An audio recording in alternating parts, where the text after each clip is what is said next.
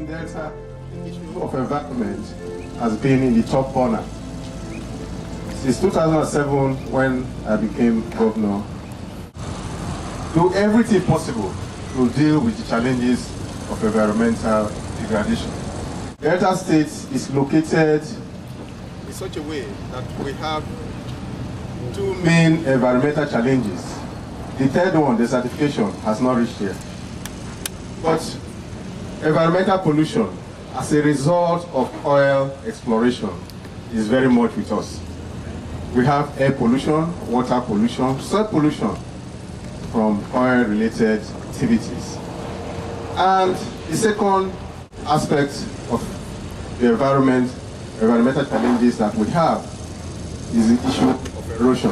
At the national level, we think nations have failed us in the area of environment. There's so much argument, we're the one that polluted the world as a result of industrialization. China and the British states have been accused, they are polluting the world as a result of industrialization, not bothering about the environment. While the Americans are saying, okay, because you are polluted, you must contribute. No, who contributes? So much argument and nothing is really happening.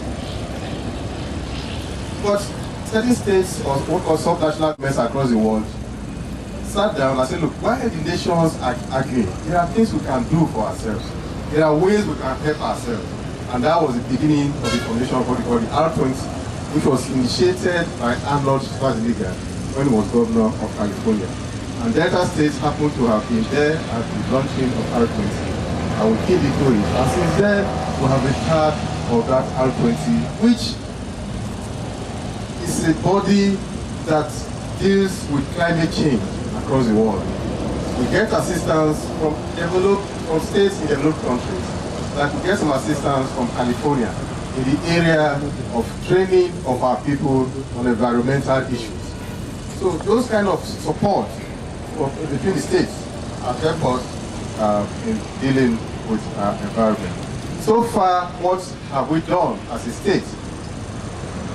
For the pollution or activities that is going on in the riverine area, the first challenge is even knowing the level of pollution. Because we say, oh, there's pollution. What level? To what level do we have the soil pollution? To what level do we have the air pollution? To what level are the waters polluted? I keep telling the story of myself when I was a young boy growing up in the village. That village, no road, no electricity, nothing in the village. But one thing was sure, that we had 3 square meals to eat. Our environment was clean. You go to the farm in the morning before going to school, you eat your first meal in the farm, either roasted yam or plantain with palm oil. The soil was good enough to grow the yam, very big one. And then when you have to come back in the afternoon to cook soup, we have what we call banga soup, banga palm nuts. You put the banga in fire, then you run to the river. The water is so clean, you can literally put your hand and catch the fish to come and cook the soup. You can see the soil inside the water. Sometimes after using your stick to clean your teeth, you use the soil of the water, very clean, to brush it off. I just use the water to clean it. That is why some of us here have our teeth, even that, so everything was clean. The air was clean. But go to those villages today, when you look at that water, it is no longer clean. It's so polluted that the water is dark. You can hardly catch any fish inside that water. This was the same water that we put our hands and catch the fishes. The soil that we used to use, that used to grow the yam that we have for breakfast, the soil is polluted. So those are the kind of challenges we have there. So as a state, we said, okay, let us do at least a correct assessment of the damage. That is what we are doing with the UN today. Correct assessment of the damage, so that at least we can seek for support for the cleaning of that environment. Then coming this way, what do we do in terms of erosion? We'll be trying as much as possible to deal with the erosion, but it is not easy. And I know that one of the solutions is what we are doing here today. Planting trees that will save our environment. And we are very glad to be associated with this project. Because if these people know what it is from when they are small in primary school, when they get old, they will appreciate what a tree means. Even my old grandmother in the village never allowed the tree in her compound to be cut. The tree was there.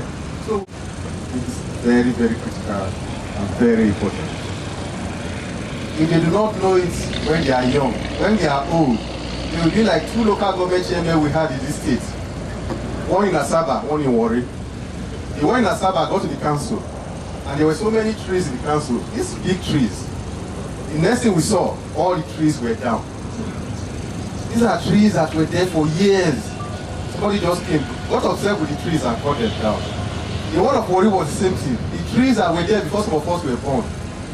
Got there one day, this man had cut all the trees. Why? He said he wanted the council to be open. And that witches and wizards were only witches. For Christ's sake, in this day and age, those are some of the painful experiences I've had on the area of environment in this state. For me, it was very painful that trees that were older than me, somebody just got up. In less than 24 hours, was cutting those trees. We have also in this state said environmental education must start from the schools so that our children can appreciate what it is to preserve the environment.